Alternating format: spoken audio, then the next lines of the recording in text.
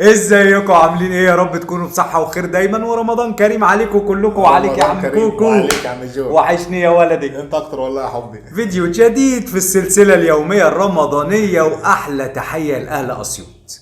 انا جاي النهاردة بمسي على كل اهلي اللي في اسيوط وعائلتي اللي في اسيوط، علشان جايب لكم مطعم فاتح هنا عندنا في القاهرة وفي الجيزة في الهرم وفي اسيوط. بمناسبة رمضان بقى لازم ناخد بالنا بقى من حبايبنا اللي في اسيوط. قول لنا ايه هو المطعم يا عم كوكو؟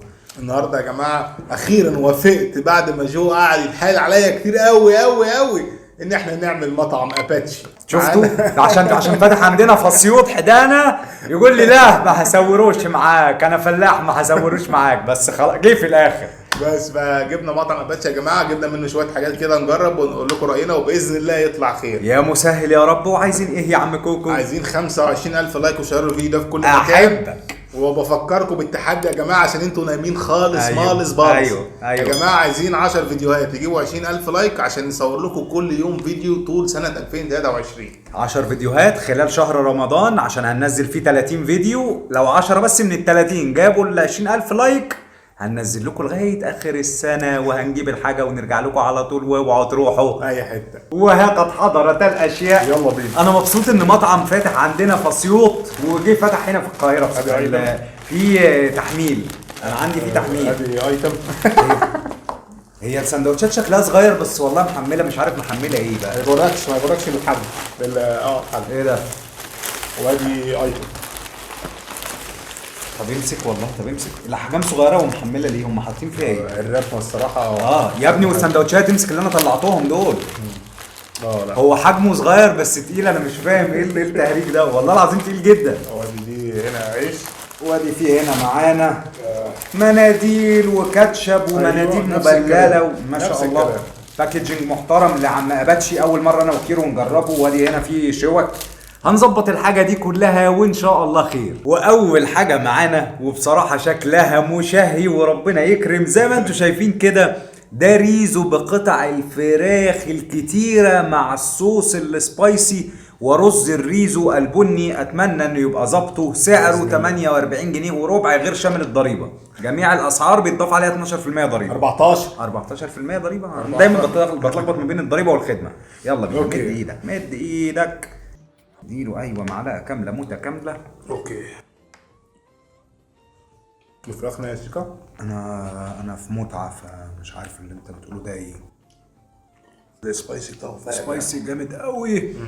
الصوص السبايسي جامد قوي، والفراخ واخده تتبيله جميله تحفه. طبعا مش هنتاكد منها دلوقتي لان هنا صوص السبايسي جامد قوي. اصل انا قلت له اكسترا سبايسي. فانتوا لما بتطلبوا منه حاجه هو بينفذها. الرز ريزو كما قال الكتاب، واضح اهو تقريبا قدامكم. هتفق مع جو. الفراخ تتبيلتها جميله طريه. الصوص طبعا نار. في ليفل الفراخ انت خدت بالك؟ حسيت بالذوبان. في حته جت معايا مش قد كده، بس تاني حته اكلتها. انا اكلت بتاع 3 حتت. التتبيله بتاعته هو لوحده. حتى الان هنكتشف لسه في اللي جاي، بس يعني بدايه موفقه جدا. رقمك 9 من 10. كيفني. هنجيب اللي بعد كده ونرجع لكم على طول. طيب، لقينا في المنيو الاسعار مكتوبه بالضريبه، فاحنا الريزو سايبين لكم سعره اللي فات 55 جنيه، وكل اللي هنقوله لكم ما تضيفوش عليه حاجه. قول لنا بقى معانا ايه يا عم كوكو؟ طيب، زي ما انتم شايفين كده، ده ساندوتش اسمه شيرو كوكو. انا اللي مختاره قلت له على اسمك لازم نبتدي بيه. احكي لنا بقى ده ايه يا باشا؟ ده عباره عن فيليه دجاج كريسبي، خس صوص باربيكيو، طماطم، بصل مكرمل، ديك رومي مدخن، وصوص شيدر. هو قطعه الرومي المدخن انت شايف قد ايه؟ كبيره. لا كبيره مليانه عندي وعنده. ايه ده بقى؟ ده سعره 89 جنيه شامل الضريبه. كل الاسعار اللي هنكتبها لكم دي النهائيه خلاص. الصراحه يعني سندوتش محمل يا جماعه. هو باظظ من كل حته. انا مش عارف خيار المخلل اللي بيقع ده رجعه تاني بعد. انا مش عارف اتعامل معاه والله. ايوه قفشته. يلا بينا. خدت بالك ان الفراخ بتنزل في الزور على طول؟ ولقمه العيش. لقمه العيش اللي بدي السيمولينا اهي وهميه. انا عايز اشكر كل الناس اللي كانت بتكتب لي اباتشي من على فترات ورا بعض كده متباعده، حلوه ورا بعض متباعده. انا مبسوط من نفسي وانا مركز في الاكل وبكلمكم بقول كلام ملوش اي 30 معنى. جامد الاخ ده، اباتشي ده جامد. صوص الباربيكيو يا جماعه هنا وهم جدا، طعمه جميل قوي. البصل المكرمل 10 على 10. الفراخ تتبيلتها وطريانها جميل جدا. الخيار المخلل الصراحه ما حسيتش بيه، مش عارف ليه، هل وجوده ضعيف ولا لا، ما حسيتش بيه. لقمه العيش جميله جدا. الطماطم برده ما ضايقتنيش، ما عنديش اي اعتراضات تاني. طيب ما تبصش على الساندوتش تاني وانت بتتكلم، ما تبصش على الساندوتش. عشان انا قال كل حاجه.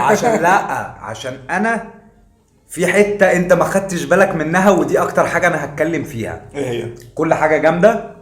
كيرو كل حته تركي مدخن قد كده وما ذكرهاش عشان طعمها ما جاش. ايوه طعمها ما جاش فعلا. التركي المدخن للاسف الفراخ بين حلاوتها مع صوص الباربيكيو القوي هم اللي كانوا طاغيين في الساندوتش كله، مع لقمه العيش التحفه طبعا. قطعه التركي منظر طعمها ما ظهرش ومش محتاجه. انا مش كملت بص كنت هجيب. انا عشان كده بقول لك ما تبصش، هيجي يبص ايه ده كان فيه تركي، لا انا ما حسيتش بيه. ايوه فالساندوتش جميل بس فعلا، واتفق برضو في الخيار المخلل، هو صغنون قوي كده، ومع قوه الباربيكيو وحلاوه الفراخ وتتبيلتها الجامده طعمهم مش ظاهر لا التركي ولا الخيار المخلل. هتديله كام؟ ب 89 جنيه، حجمه ما شاء الله. هديله 9 من 10. مش يعني شوفوا في غلطات كتير، مش غلطات، في سقطات، بس لا يا اقل حاجه 9 من 10 فعلا. رمضان كريم عليك يا عم اباتش، الله يبارك لك. اهو ناس في رمضان اهو، عشان في ناس يقول لك اصل في رمضان المطاعم بتعمل الاكل وحش. لا، في مطاعم بتراعي ربنا. ويا جماعه احنا عامه كل تصويرنا بيبقى بالليل متاخر، الساعه 10 11 12 واحده، الساعه 10 الا ربع، بس 10 يعني الا ربع. بالصدفه والله العظيم ما محضرين لها، هي جت كده. احنا تصويرنا كله علشان بنبقى خلصنا الشغل فبنخلص 10 بقى، 10 ونص 11 زي ما بتيجي معانا. تسعات نكمل في السعادة. والآن نروح لحتة تالتة خالص زي ما انتوا شايفين كده. ده اسمه سيكالا رول راب، عبارة عن دجاج كريسبي ستريبس وخس وخيار مخلل وصوص شيدر وطماطم وصوص سويت شيلي في خبز التورتيلا. سعره 55 جنيه وحجمه كبير. جوي. اوكي. اخواتنا اللي في اسيوط اللي جربوا اباتشي قولوا لنا هو جامد عندكم زي عندنا ولا لا. هو انا قلت فيه فلفل البينو ما سمعتوش. ما انا ما سمعتوش بس انا شايفه او فلفل البينو. انا مبسوط. حلو. يلا بينا. هو بيجيب الفراخ دي منين بتتبيله قويه قوي كده؟ يا اخي تبا لك يا باشا. هو انا عايز افهم. انا عندي بصوا حته بعد ما اكلت منها، بصوا قد ايه، وبصوا الفراخ فيها قد ايه. البريدنج بسيط جدا رغم ان طعم التوابل قوي جدا، فانا مش عارف هو بيعمل دي ازاي. كلها فراخ والبريدنج صغير بس الطعم قوي جدا. كيلو طبعا ما هو استمتع وداس جامد. نعم. ايه ده مش عاجبك؟ طب قول رايك بقى وسيبني انا اكل بدل ما انت عمال تاكل. اللي مش عاجبه بياكل. يلا. الخيار المخلل انا حسيت بطعمه هنا ما عجبنيش خالص. الخيار المخلل ما عجبنيش خالص. السويت شيلي ضعيف، ما حسيتش بصوص جبنه. الفراخ طعمها حلو، العيش طعمه حلو وممكن كان يتحمص زياده بس برضه ما ضايقنيش، شغال. يعني اقوى حاجه هنا الفراخ، يليها مثلا العيش والهالبينو. ما لقيتش عندي لسه. معرفش في تاني ولا لا. انا خلصته. الهالبينو قوي جدا. الف هنا يا جو. اكتر حاجه هتفق مع كيلو فيها طبعا ونسينا نتكلم عنها في الاول، العيش مش واخد تحميصه خالص، فانت حاسس بعجنه العيش. مظبوط. ولكن نتكلم عن اساس قطعه الفراخ بحجمها بالفريشنس بتاعتها او الطازه بتاعتها بتوابلها، هو في حته لوحده بعيدا عن اي حد. بيعمل تتبيلته بفراخه 10 على 10. اعتراضي على لقمه العيش، الخيار المخلل هنا حسيت بطعمه فعلا بس مش كان عندي الهالبينو اقوى. وعجبني جدا الهالبينو ومشطشط. خدوا بالكم من المحل ده في الشطه، لما بيحب الشطه ياكد عليه لان شطته تقيله جدا.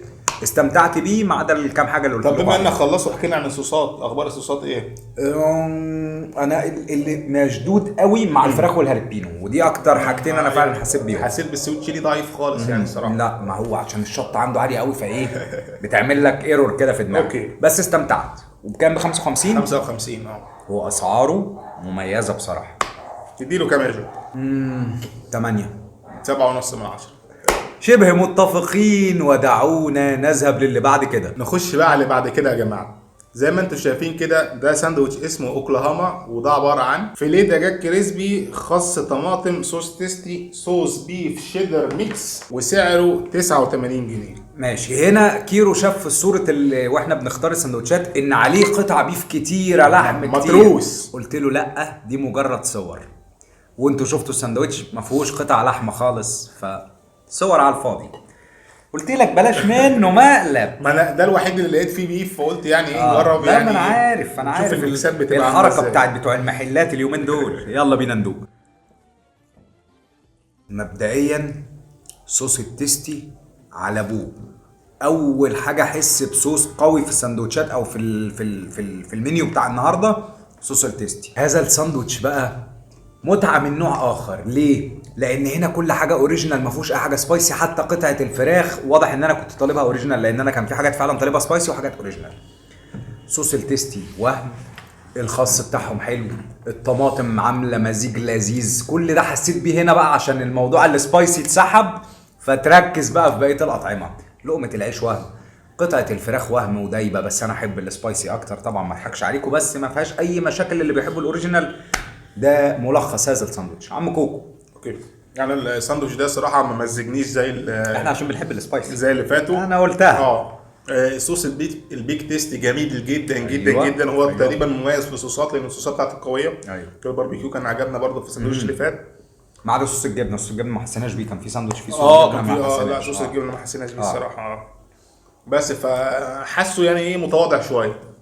بص، هو ده ذوق شخصي، لان احنا ما بنحبش الاوريجينال. ده مبدئيا، وده ساندوتش اوريجينال مظبوط، ما فيهوش غلطه. للاوريجينالويه، للي بيحبوا الاوريجينال. تمام ماشي. فهنقيم ذوقنا الشخصي، هنديله 6-7. بس هو لا، كساندوتش فراخ انا بالنسبه لي، وهقول رايي وكيرو برضو يقول رايه، كساندوتش فراخ وليس ذوق شخصي، مش ناقصه حاجه، وهياخد 9/10. تمام، انا اديله 7.5/10. ده ذوق شخصي ولا لا، اوفر؟ ذوق شخصي. انا مش ذوق شخصي، انا بديله 9 عشان لو ذوق شخصي هيقل كتير كمان، انما هو ما فيهوش غلطه بصراحه. هنجيب اللي بعد كده ونرجع لكم على طول. واحلى تحيه لاهل اسيوط، وما تنسوش تكتبوا لي اباتشي عندكم جامد ولا نص كم، عشان عندنا في القاهره جامد قوي قوي قوي. ودلوقتي مع الاختبار الحقيقي لاي مطعم بيعمل فراخ، وهي الفراخ البروست. زي ما انتم شايفين كده، دي وجبه عباره عن قطعتين وبطاطس ولقمه عيش، سعرها 79 جنيه. لا، وانا اتنكت عليهم وقلت لهم يعني، قلت اجرب عايزها صدر وورك عادي جدا. تحت امرك يا فندم، حضرتك فرخه بتاع ده، قطعتين فراخ صدر وورك سبايسي تمام، وما زودش جنيه. برافو. ولكن اعترض هنا على لون الزيت. زي ما انتم شايفين اهو، ظهرته لكم تاني دلوقتي قدامكم. لون الزيت غامق 7 حبات. هل هيأثر على الطعم ولا لا؟ العلم عند الله لما ندوق. يلا ندوق البطاطس. خد انت اللي مليانه بهاريز دي. شفت انا حنين ازاي؟ يلا مد ايدك يلا. يا ريتني كنت خدتها انا. التوابل طعمها جميله. هي التوابل على البطاطسايه واحده، هتزعل. خليك باللي في التوابل هو دي. مليانه لحم، بس اللي من غير توابل مش حلو. اللي بتوابل طبعا اكيد جميله، لان فيها لحم كتير. يلا بينا على الاساس. يلا بينا. دي ب 79 جنيه. لو حلوه الراجل ده بجد يستحق بقى الدعم. احنا الفرع اللي جايبين بس منه ده يهتموا بالزيت. لسه ما دقناش، هندوق ونشوف. الفرع اللي احنا جايبين منه فين؟ في محطه مترو سراي القبه. محطه مترو سراي القبه، هو في الممر الجديد ده. يلا بينا ندوق. اوكي. الحرق بتاع البريدنج عامل ملوحه، هو مش عامل طعم حرقان، بس عامل ملوحه. معرفش بقى هل الملوحه دي جايه من الحرق ولا من التتبيله. ناخد قطمه كمان يا جو. ناخد قطمه كمان. اوه، برافو عليك والله. بص الشط ده لغايه فين. بص دي جامده قوي القطمه دي والله العظيم. ايه ده؟ انت عمال تاكل في العظمه يعني، انت مش فاهم انت بتدوس في ايه. الفراخ قشطه، والتوابل واصله لغايه جوه خالص. انا مستمتع. وكيرو انا ما اعرفش، كيرو بياكل الفراخ بعضمها تقريبا. لا، امال ايه؟ مستمتع. طيب انا ما خفت لا ما تكونش عاجباك، انا بقى كنت هزعل قوي. بس انا يعني في حاجه معايا مش عارف معاك برضه ولا لا. ايه؟ طعم يعني الغمقان بتاع البريدنج مش مؤثر بربع جنيه. اول قطمه خدت فيها بريدنج كتير وما كنتش لسه وصلت للتتبيله من جوه. بصوا يا جماعه دول ايه ده؟ ايه بتنافسوا البيك يا اباتشي ولا ايه؟ ولا بتنافسوا KFC ولا بتعملوا ايه؟ نفس الكلام. ايه ده؟ حتى في الورك اهو. ايه ده؟ عشان ما حدش يقول اعلان اهو، والله ما اعرفه، انتوا اللي بتطلبوه مننا يا اباتشي ده. منافس شرس مش واخد حقه. لا هنجيب له حقه، هنجيب له حقه. بس برضه في ملوحه سنه في البريدنج. لما اكلت بريدنج كتير هتحس بملوحه. مظبوط. جو يا جماعه مش قادر يمسك نفسه من كتر ان هي جميله، عمال عجباه يقول لي طب قوي قوي. نخلص الاول وبعد كده ناكل، فبقول له خش انت. جامده والله. لا لا بص انا فصفصتها خالص مع لا هي فعلا جميله. الغمقان بتاع الزيت الصراحه مش مدي طعم هنا خالص. مش مدي طعم حريق، بدي طعم ملح معرفش ليه. مع اننا قابلنا كتير يعني زيت غامق ما كانش عاجبنا، بس ده الصراحه لا. التتبيله 10 على 10 واصله للحم من جوه يعني لغايه العظم، يعني دي غريبه. دي محقونه ما فيهاش كلام. فاحنا ما شفناش كده غير في البيك الصراحه، فيعني دي يعني في البيك وفي KFC بيعمل كده، بس KFC مره فوق و15 تحت، مش هنضحك على بعض. جميله جدا الصراحه، عجبتني قوي برضه. انت واخد بالك قطعه الفراخ كانت قد ايه اللي انت اكلتها؟ انت نسيت دي كمان. وقطعه كبيره فعلا. انت عارف بكام الوجبه دي؟ ب 79 جنيه وزي ما احنا سايبين السعر. هو ايه ده بقى؟ ربنا يبارك لك بحق الايام المفترجه اللي احنا فيها. انت راجل بتراعي ربنا. خد بالك بس من حته لون الزيت بعد اذنك، علشان عارف والله العظيم انت عالمي، انت عالمي يا عم اباتشي. ايه اللي انت ليه شويه زيت يعني استخسرتهم انك تغيرهم بدري غير بدري وربنا يكرمك. يا رب. هتديها ايه؟ والله يا جامده جدا يعني. بص انا هقول 9.5 وانا ظالمها. لا انا 10. انا ما اعرفش اظلم حد. اللي يستاهل 10 اقول له 10. والله اتمنى لك انك تظهر. يعني هو فتح في الصعيد وفتح في مش عارف في محافظات تانية ولا لا بصراحه، وفتح في الجيزه وفتح هنا عندنا في مصر الجديده. فليه مش ظاهر؟ ده جامد، ده والله العظيم جامد، وشهاده حق هتحاسب بيها قدام ربنا. تحفه و10 من 10. الاخير هنجيب اخر حاجه للاسف. والله العظيم زعلت، وربنا من اكتر الفيديوهات حزنا بقى النهارده. هنجيب اخر حاجه ونرجع لكم تاني، وعلشان تنبسطوا يا اهل اسيوط وبسطتوني، انتوا اللي بسطتوني، الله يبارك لكم. وكل الناس اللي طلبت مننا الفيديو ده ربنا يخليكم لينا. هنجيب اخر حاجه ونرجع لكم. ودلوقتي معانا الساندوتش الاختبار لاي مطعم اللي بيحطه في المنيو وغالبا بيقع منه. بس ده صعبها على نفسه. ده صعبها اكتر، عمل ليفل الوحش. الساندوتش اللي قدامكم ده اسمه بوشكاش. اوشكش سميه بوشكاش وخلاص. اسمه اوشكاش وسعره 89 جنيه زي ما انتم شايفين كده. ده فيه فيليه دجاج كريسبي حار وخس وصوص مانجا حار واناناس وصوص شيدر. هو انت ايه صوص مانجا حار واناناس؟ يعني انا كل اللي جربناهم انا وكيرو اناناس وصوص مانجا حار. ده انتحار. ده جامد قوي بقى. ده انتحار. صوص مانجا حار ده كده انتحار. يلا بينا نتذوق. يلا بينا. انا عايزك بس تبص الاول للون الفراخ من جوه برتقاني ازاي من التتبيله. وما قالش فيها حلقات بصل؟ اصل فيها انا شايف فيها حلقات بصل. لا فين الكلام ده؟ فين؟ اهي يبقى فيها حلقات بصل اكيد، وجبنه، في صوص جبنه. انا قلت صوص الجبنه بس احنا قلنا حلقات بصل ولا لا؟ هو الساندوتش فيه عامه. تمام. هي عندك انت بس حلقات البصل. هي ولود يلا بينا ندوق. شايفين التتبيله؟ سامحوا جو على اللغوصه اللي هو ما فيها. انا بايظ صح؟ انا طالع لهم وانا بايظ كده، وانت سايبني كده اروح لهم.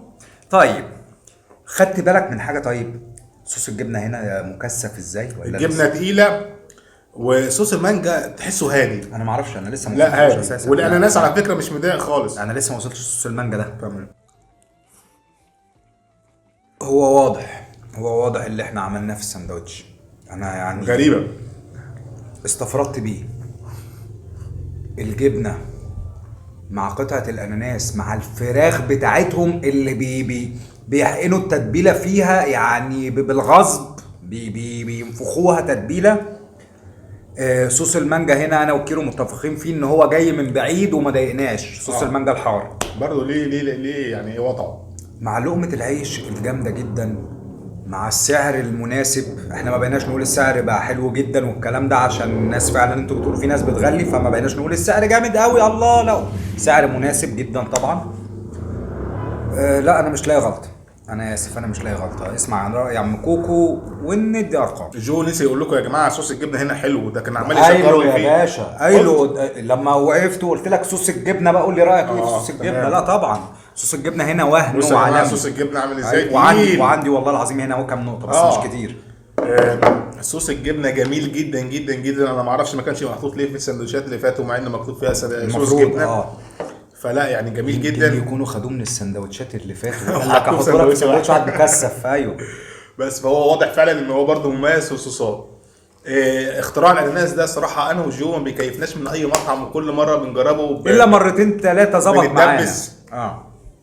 فلا جميل جدا جدا. صوص المانجا انا حاسس ان وجوده مهم. ليه بقى؟ يعني ساندوتش سويت اند ساور. ايوه هو تمام؟ وهو جاي من بعيد، فهو يعني انت بتاكل يعني الحادق كتير، هو بيجي كده من ورا بقى ايه يخبطك يديك سنه السكره. دي حاجه كويسه. في حاجه جميله جدا. عجبتني جدا. ايوه ما كده فكان نفسي يبقى ايه متوزع في سندوتش مظبوط، لان كنت يعني بدور على الاساس ده في كل قطمه. ايوه انا ما حسيتوش اساسا غير اخر قطمه ونص كده. انا من الاول وانا بتمزج بيه. ايوه خلص مني في الاخر. انا حسيته في الاخر.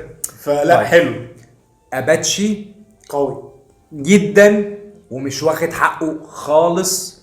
معرفش ازاي هو فتح فروع في المحافظات دي وما فيش كلام كتير عليه. يمكن عشان ما بيدفعش. ادفع يا باتش، ادفع يا باتش عشان تظهر. والله انت تستحق انك تظهر. معلش خدها من اخ صغير ليك يعني. ادفع وانت هتبقى جامد قوي، لان انت جامد بصراحه. هتغطي على ناس كتير قوي، هتضايق ناس كتيره قوي. في ناس والله العظيم اللي هم يعني الصيت ولا الغنى عشان بيدفعوا وما شاء الله. لا انت تستحق المكانه دي، انت جامد جدا. ربنا يوفقك يا عم اباتشي. ونرجع تاني نقول احلى تحيه لاهل الصعيد واحلى تحيه للوطن العربي كله، ورمضان كريم عليكم. وعايزين ايه؟ مش تدي اوفرول في المطعم؟ انا مبسوط طب ماشي. طب اديله بقى فخمه بقى يعني انت مبسوط طيب اوفر اول سعر مع كميه مع كواليتي، في ما فيش حاجه وقعت مننا. وبالنسبه للسقطات اللي احنا ذكرناها ولا الهوا تعديلات يعني التركي الخيار المخلل وما ضايقنيش يعني. انا ما قلتش تركي لو كواليتي، لا هو طعمه ما جاش اساسا فما ضايقكش. الزيت فبصوا حاجات مقدور عليها، وبالنسبه للجوده والكميات والحاجات اللي هو بيديها والسعر فلا هياخد معانا كام يا جو؟ اللي قول الرقم اللي في قلبي. ماشي انا كنت هنقص ربع بس خلاص. لا بصراحه يعني عشان الواحد يدعم الناس الكويسه اللي لانه فعلا يستاهل. بصراحه انا اسف ان انا كنت هشيل الربع ده. انت عندك حق، لازم ندعم الناس الكويسه. و10 من 10 ماشي، متفق مع عم كوكو. بصراحه مفيش سقطه عدت علينا. هو بس عشان كان في ساندوتش على اسمي في المطعم فلازم يبقى جامد. يا سلام يا شكوكو، ولسه عاملين لك فيديو باسمك وفيديو بعديها على طول. ما انا ما سبتهالكش. تاني يوم رحنا عاملين يا انتوا اللي متابعين هنا يا جماعه تشوفوا كوميديا. احنا نائر ونير، احنا عاملين زي توم اند جيري. عمل فيديو قال لي هجرب مستر كوكو، تاني يوم رحت انا مجرب له هابي جوز سعيد. ارجعوا للفيديوهات دي هتلاقوها كلها. طبعا نزلت في شهر الكرم واليمن والبركات. وعايزين ايه؟ عايزين 20,000 لايك وشير الفيديو في كل مكان. واللي لسه ما اشتركش في القناه بعد اذنك اشترك، وبعد اذنك شير الفيديو، وبعد اذنك من فضلك اعمل لايك. والله العظيم كل ده ببلاش علشان نكمل في المحتوى اللي بنتعب فيه انا والراجل الغلبان ده. وبنصرف من جبنا هعيدها لكم 3000 مره. ما فيش حد بيدينا فلوس، فبنقول لكم راينا بمصداقيه، فساعدونا ان احنا نكمل. والله العظيم احنا اللي بنعمله ده عشان افادتكم انتم بس. ونشوفكم على خير في فيديوهات قادمه. وكان معكم جو كرش بوي وكوكو. رمضان كريم عليكم. سلام.